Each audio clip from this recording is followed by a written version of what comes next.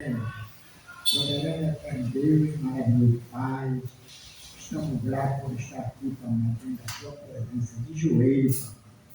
Porque tu és santo, digno de toda a honra, de toda a glória. Abençoa, Pai amado, Pai maravilhoso, velho poderoso, maravilhoso, que ele venha ser inspirado por ti, Senhor Deus. Possa o Senhor, possa nos julgar na vida, Pai, para ele vir falar, movido pelo poder do teu Santo Espírito. Amém. Pai querido, Pai Santo, abençoa esta igreja, a tua igreja, Pai, espalhada por toda a parte da terra, Pai querido. Senhor, nosso Deus, nosso refúgio, fortaleza, abençoa cada um de nós aqui, Pai. Derrama a unção e poder do teu Santo Espírito em nossa vida, isso nós te rogamos, no nome santo de Jesus. Amém.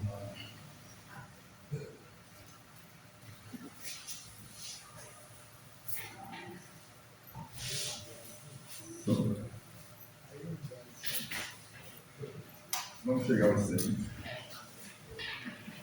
Que a graça e a misericórdia do nosso Deus possa continuar conosco. Amém. Quando eu era rapazinho, meus 12 anos, mais ou menos, eu fui morar com a minha tia Isabel, na casa da minha tia Fátima.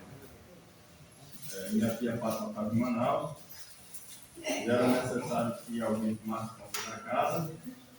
Então, minha tia Isabel ficou tomando conta da casa. Né?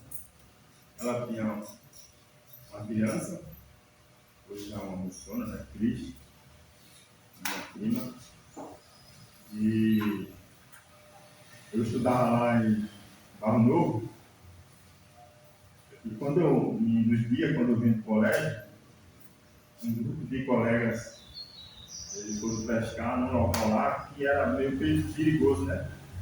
E os pais temiam, né, que as crianças fossem para ali, e rapazes fossem para pescar.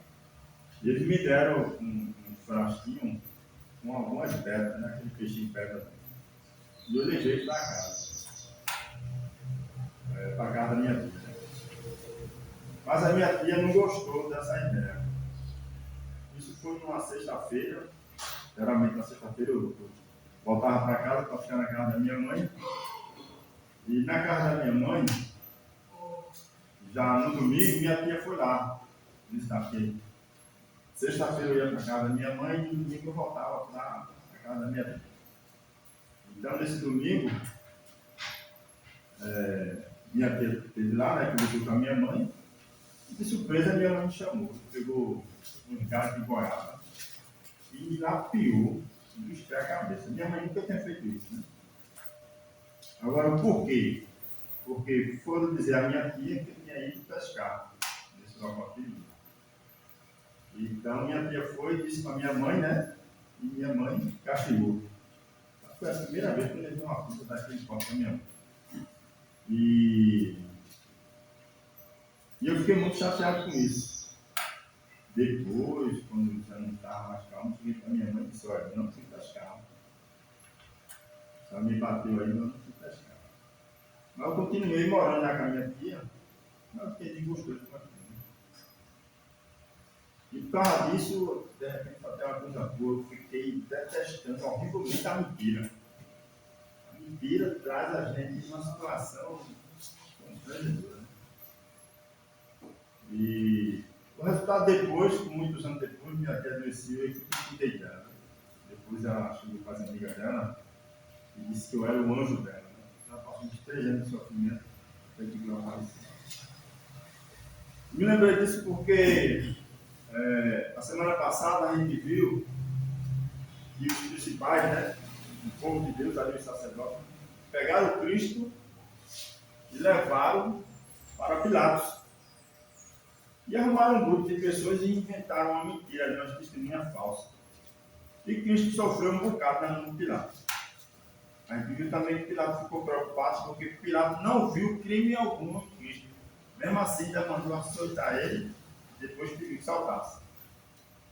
Depois Pilatos manda Jesus para Herodes. Herodes ficou ansioso que ia conhecer Cristo, porque ouviu muito falar de Cristo. Mas também não viu crime algum sobre Cristo. E diante de Pilatos e diante de Herodes, Cristo fez o quê? Ficou em silêncio. Respondeu com poucas palavras. E Herodes chegou até a dizer assim: olha, não está vendo não que o povo está te acusando? A gente viu que Cristo foi investigado ali por Herodes de várias formas. E Pilatos chegou a dizer: olha, eu tenho poder para te libertar. Aí foi como Cristo falou: olha, só tem poder porque Deus dá. Se Deus não te desse, eu não estava aqui. E Cristo falou que o reino dele não era deste mundo. Se o reino dele fosse deste mundo, então o dele iria defender. Mas tudo bem. Tá? O que eu quero enfatizar nisso tudo é que o comportamento de Cristo naquele momento foi muito interessante. Então, não é fácil você, diante de seus acusadores, todo mundo ali lhe acusando, mentindo contra você permanecer calado no silêncio. Cristo permaneceu em silêncio diante de Herodes, porque o que Herodes já tinha ouvido falar sobre Cristo e a mensagem já tinha sido suficiente para a salvação de Pilatos. E de Herodes também a mesma coisa. Herodes passou por aquela situação de ter mandado matar João Batista, né? E ele ficou arrependido por causa disso. Mas também o que Herodes já tinha ouvido já era suficiente para a salvação dele. O que eu quero falar agora é sobre o preparo que Cristo teve para enfrentar toda essa situação. Vamos lá? Vamos para a palavra de Deus?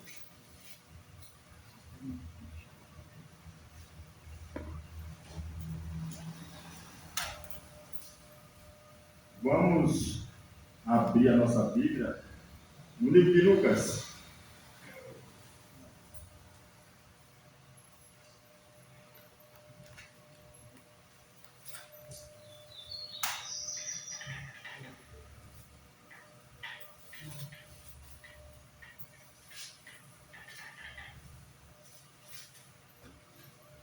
Lucas, capítulo 23.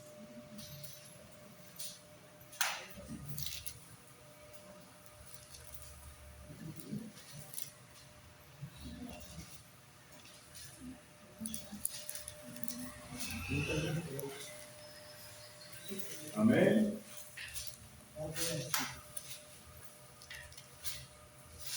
Vamos orar. Lucas, capítulo 23. Senhor nosso Deus, nosso Pai, está aqui diante de nós, aberta a palavra escrita. E esta é maravilhosa para que cada um queira, Senhor, desfrutar desses conhecimentos, dessa riqueza que é para a nossa salvação, para a salvação de Deus. Venha nos abençoar, nos conceder a bênção do Espírito Santo para que a gente compreenda e venha colocar em prática, Senhor, que a gente venha aprender. Porque nós sabemos que o Senhor quer o melhor para nós. Muito obrigado pelo teu amor e teu perdão, em nome de Jesus. Amém. Semana passada a gente leu Lucas 23, de 1 a 12, né? Que foi sobre ali a presença de Pilatos, aquele julgamento que Cristo teve. Hoje nós vamos ler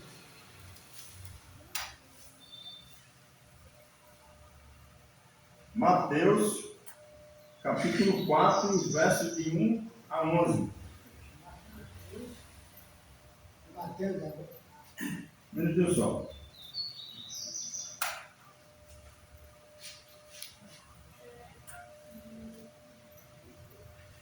Vamos continuar. Ficou um detalhe faltando na semana passada. Vamos continuar aqui. Lucas 23 e o verso 13. O verso 13. Lucas 23, verso 13.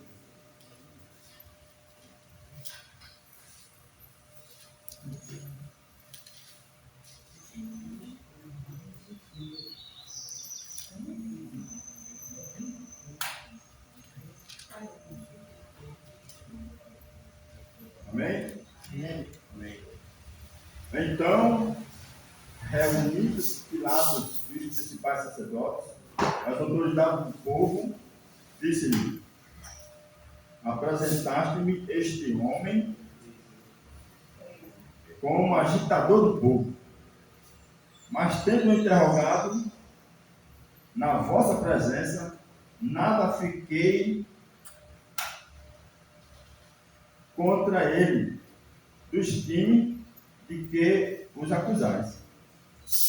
Nem tampouco Herodes, pois nulo tornou a enviá-lo.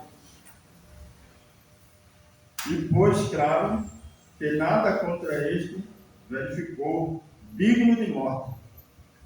Portanto, após castigá-lo, saltaram ele. E era-lhe forçoso saltar-lhe um tetento por ocasião da festa. Toda a multidão, porém, gritava fora com este: salta-nos, Barrabás. Barrabás estava no cárcere por causa de uma sedição na cidade e também por homicídio. Desejando Pilatos soltar Jesus, insistiu ainda. Eles, porém, mais gritavam: crucificai-o, crucificai-o. Então, pela terceira vez, lhes perguntou: que mal fez este? De fato, nada achei contra ele para condená-lo à morte. Portanto, depois de o castigar, saltaram ele. Mas eles estavam com um grande grito, pedindo que fosse crucificado. E o seu clamor prevaleceu. Então Pilatos decidiu atender o pedido. Soltou aquele que estava encarcerado por causa da sedição e do homicídio, a quem ele pediu. E quanto a Jesus, entregou a mandar de Deus. Irmãos, somos todos Barrabás, né? Não no tocante a crime de homicídio, né? Mas no tocante a pecadores. Eu acredito que não foi Barrabás que escolheu que Cristo fosse para o lugar dele, não foi aquele povo que escolheu que Cristo fosse para o lugar de Barrabás, mas foi o próprio Cristo que decidiu morrer pelo pecador, que decidiu morrer por todos nós. Outro detalhe importante, que aquele conflito envolvia algo superior. Anjos maus, o inimigo, Satanás estava ali estimulando o povo a gritar que Cristo fosse crucificado. Vamos parar aí e agora vamos ver o preparo que Cristo teve para suportar essa situação. Mateus capítulo 4.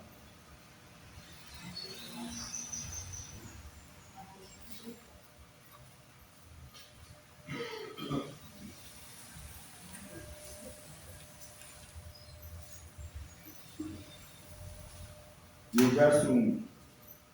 Verso 1 em diante.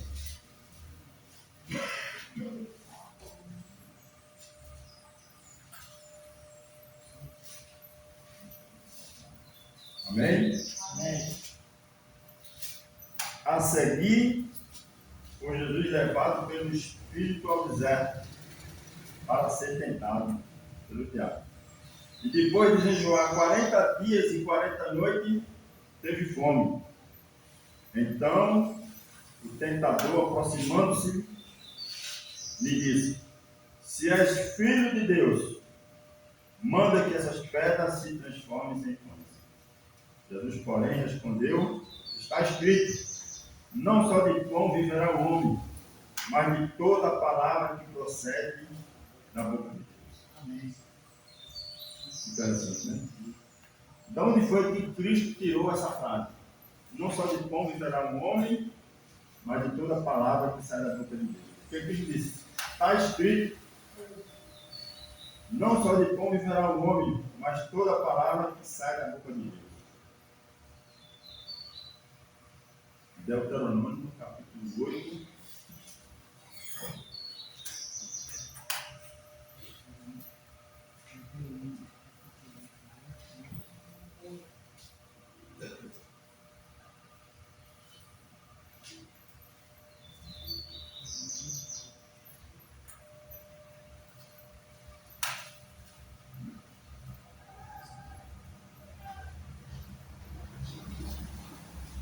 E o verso 3. Depois, em casa, você lê tudo o capítulo 8, que é maravilhoso. Para sempre, nunca leu a Bíblia quando a gente lê esse capítulo. Ele te humilhou e te deixou ter fome e te sustentou com um maná que tu não conhecias, nem teus pais o conheciam, para te dar a entender que não só de pão viverá o homem, mas de tudo que procede da boca do Senhor viverá o homem. Amém? Esse capítulo vai mostrar uma coisa maravilhosa referente a Israel. Então Jesus, usando a palavra de Deus, se defendeu do inimigo, né? Nos mostrando que a única maneira que nós temos de nos defender do inimigo é vivendo dentro da palavra de Deus. Vamos voltar para Mateus 4.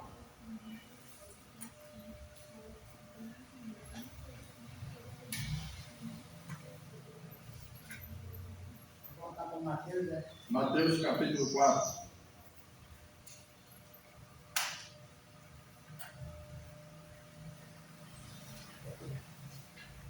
O verso 5.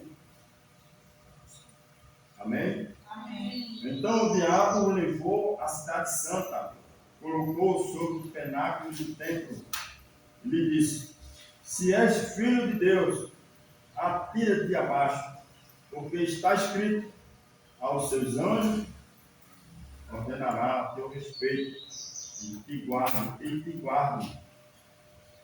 E eles te sustentarão nas tuas mãos, para não tropeçarem em alguma pedra. Respondeu-lhe Jesus: também está escrito: não tentarás o Senhor teu Deus. Agora, algo muito interessante, né? O inimigo usou a Bíblia, usou a palavra, para dizer a Cristo que se ele se arrumasse dali, os anjos iam proteger ele. Mas isso aí não podia acontecer. Vamos ver a resposta de Cristo.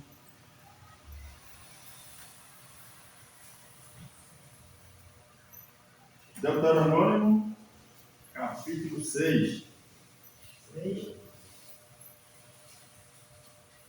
Capítulo 6, né? Deuteronômio, capítulo 6.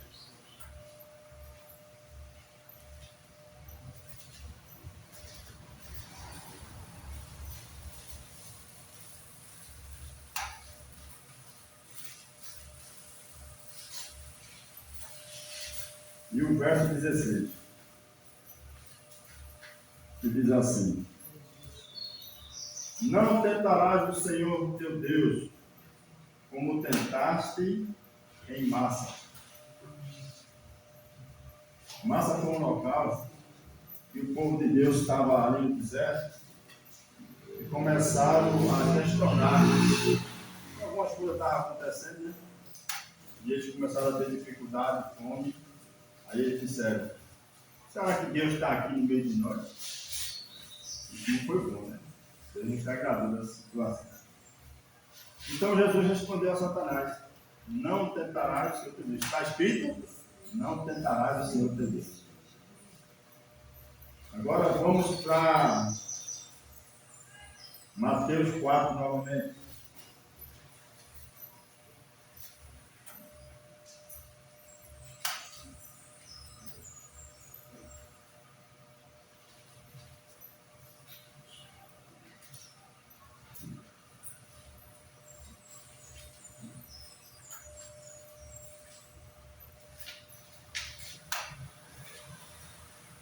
Verso 8. Levou ainda o diabo a um monte muito alto, mostrou-lhe todos os reinos do mundo e a glória deles. Ele disse: tudo isto te darei, se prostrado me adorar. Então Jesus lhe ordenou: retira-te, Satanás, porque está escrito: ao Senhor teu Deus adorarás, e só a Ele lhe darás tudo. Amém. Deuteronômio 6:13. Vamos lá?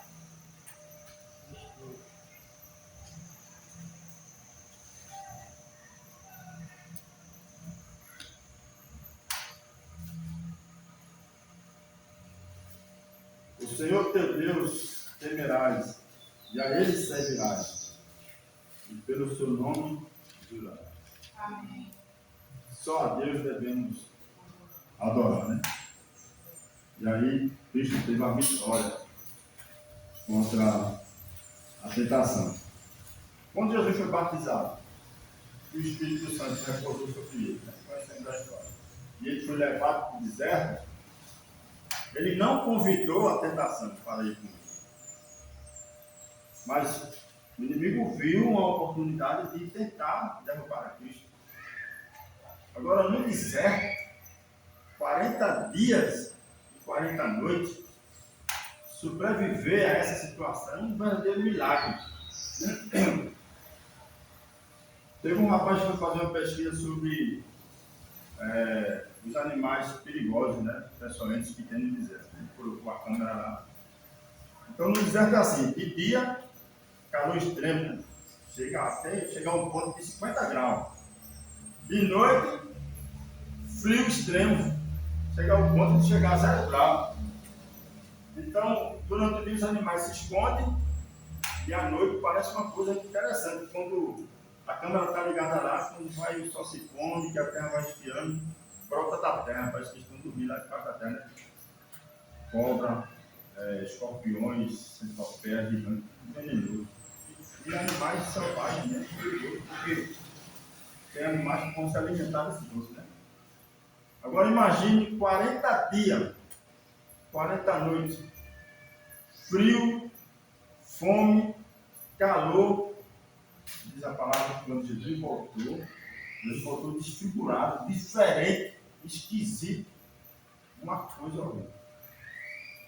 Diz a Bíblia que até, se não me engano, até de alguns discípulos não reconheceu da forma como ele estava. Também 40 dias, 40 noites naquele deserto. Veja o sofrimento terrível que Cristo teve que passar nesse preparo espiritual para suportar toda aquela situação. Na realidade, ali estava começando o ministério de Cristo, né? Cristo estava com idade de 30 anos, quando foi batizado, e foi levado lá para o deserto para ser provado. E para a nossa felicidade, ele venceu. Venceu toda aquela situação terrível. E depois, pronto, aí foi realizar o ministério, depois de passar por toda aquela situação que ele passou lá diante de Pilatos, de Herodes, do próprio povo dele, e quietinho ali, né, como uma ovelha que vai sendo levada para o matador e não reclama, não reviva. E nós temos esse exemplo de Cristo. Eu acredito que a gente tem que se preparar de uma maneira muito especial aqui no Brasil, porque há uma guerra espiritual, a gente reconhece isso. Aqui em cima, nós temos um tipo de religião que não é a nossa favor, é contra nós. Quando a gente